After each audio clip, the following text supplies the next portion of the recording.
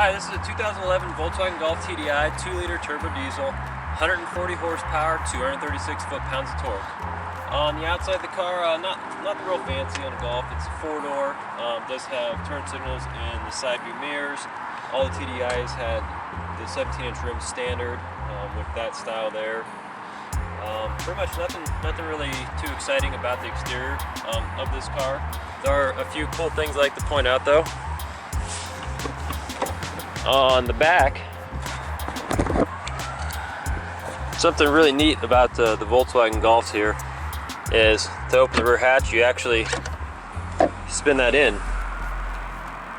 Instead of having a traditional button under handle or something, you actually push that in there to open up the rear hatch. It's kind of neat. And the fuel door on these, push in, opens up. A lot of warning stickers just saying diesel only, no gasoline. And that's about it on the outside of these cars. There's not really a whole lot to them, so nothing real fancy here.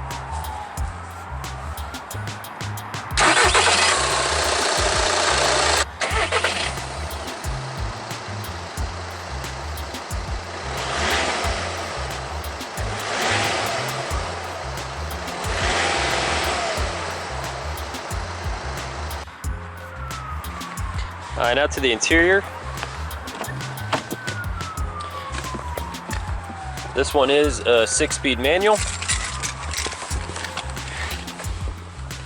On the doors here, you have your basic window switches, door handle, your locks, your window switches, power mirrors, headlights, dimmer switch. You do have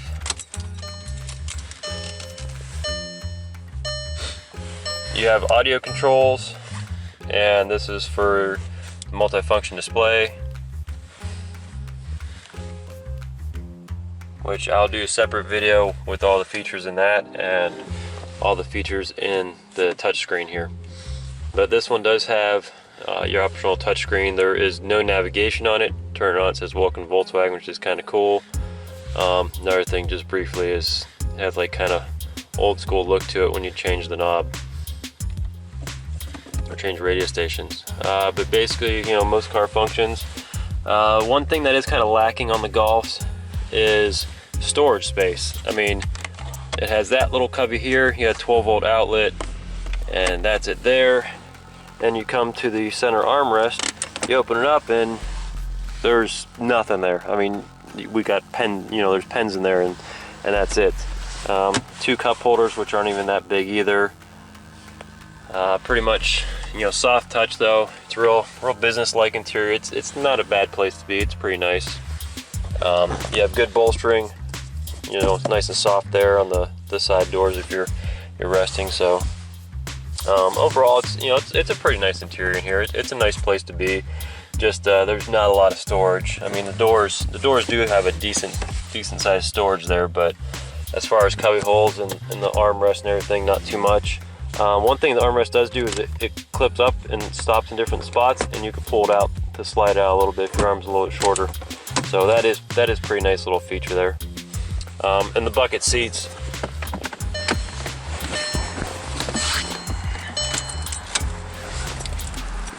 These bucket seats do come standard, and they have some nice bolstering to them, which is pretty nice to have. I mean, they're pretty supportive, and they're not real hard, so on long trips, it's pretty nice to have.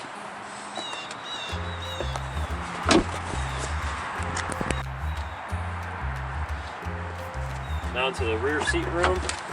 This is with me. I'm 5'11". This is my driving position. As you can see, I still fit in here. A few inches there between my legs, and my feet fit underneath the seat completely, which is pretty nice. I have maybe about 3-4 inches of headroom here, so really not too bad. They're almost 6 foot tall. I can fit behind myself driving, and pretty comfortably too. Pretty good for a little car.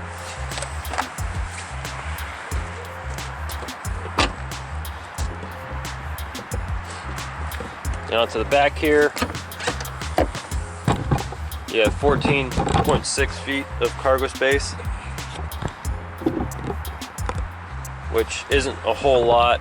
I mean, if you do have a couple kids, it's, you know, not a lot of room. Basically, like a big stroller pretty much takes up the whole back here. But you know, it's not too bad for the size car it is.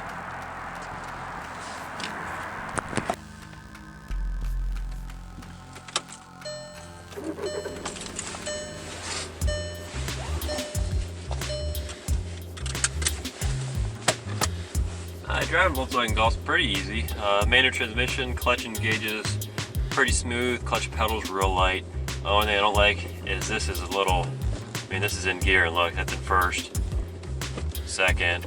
I mean, it's a little rubbery feel to the shifter. It's not direct at all. If you want to go in reverse, you have to push down, go all the way over to the left and up, and that's in reverse.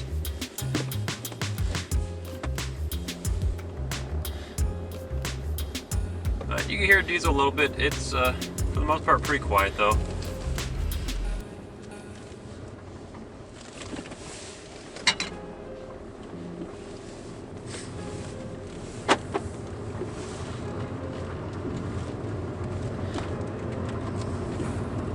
Now the ride, it's actually a really good ride in this car. It's not harsh, but not soft.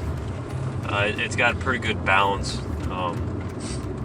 The Golf does come with Blistine shocks from the factory,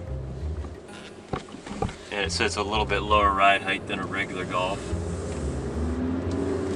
It's kind of almost like a GTI with a diesel engine.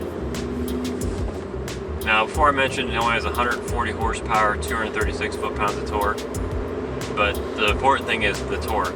I mean, if you get into the boost a little bit, it gets up and moves. And it feels pretty good. Now, when you're actually, you know, flooring it or doing a 0 to 60, it doesn't feel that fast, but it has really good passing power. If you've never driven a diesel, you probably should. It's just pretty cool to experience. Steering feel, it depends what tires and stuff you have. With, you know, more all-season tires on it, and it takes away a little bit of the steering feel itself, but it has a nice weighted steering wheel. The steering wheel is nice and thick. The actual weight of the wheel the steering is really well. It's just a good balance between. It's not real light, but it's not super heavy either. So it's just a good balance. You know, a lot of the newer cars you drive, the steering's just so light, and it just kind of kills the joy. You don't really feel like you're doing much.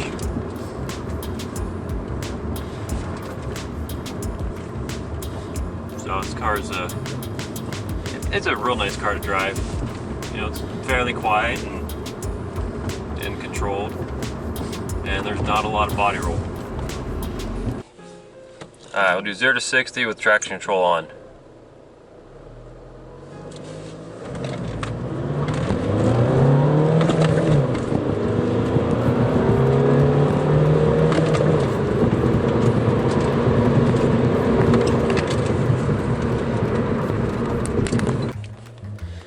Now we're gonna try again. 0 to 60, traction control off.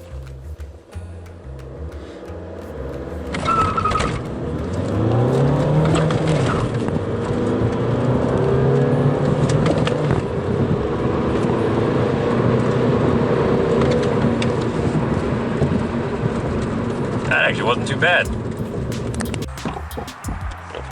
And you do have one 12-volt power outlet right there I forgot about. So it has two 12-volt power outlets in this car, just one all the way up front and that one there.